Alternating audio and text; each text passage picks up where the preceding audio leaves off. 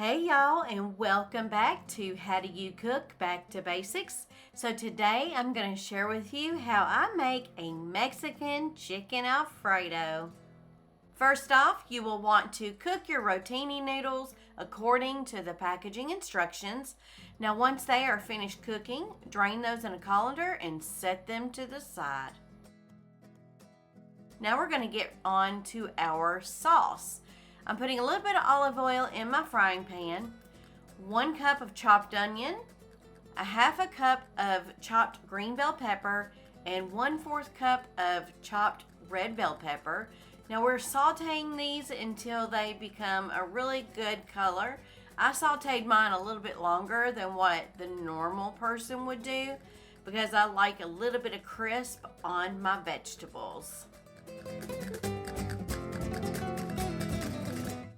Now go ahead and add your 2 jars of Alfredo sauce. You can use whatever brand and whatever flavor Alfredo sauce that you choose.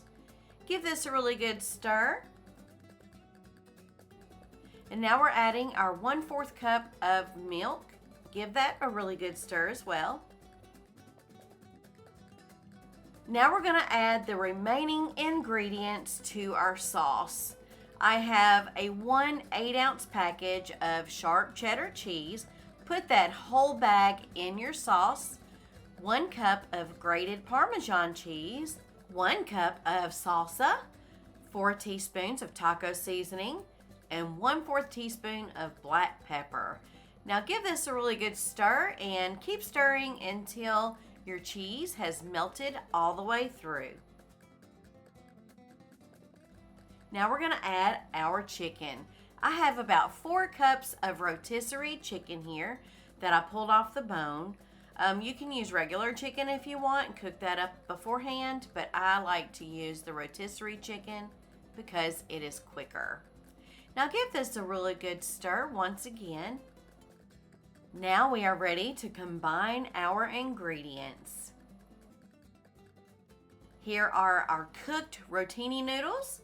I went ahead and added the entire pan of sauce. Mix that up really well until every single noodle is covered.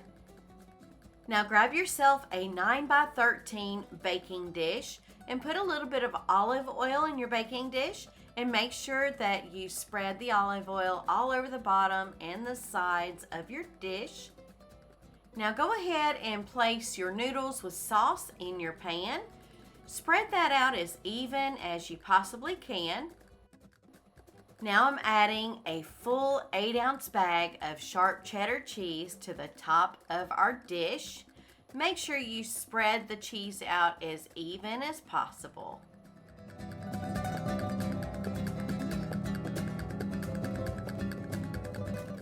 Now cover your dish with aluminum foil.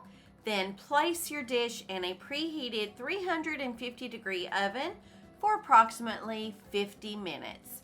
Now after that 50 minutes is complete, take your dish out of the oven and remove the aluminum foil on top and cook again for about another 10 to 15 minutes to let that cheese brown on the top.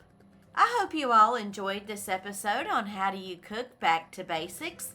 And if you did, please hit that like button and please do consider subscribing if you haven't already done so.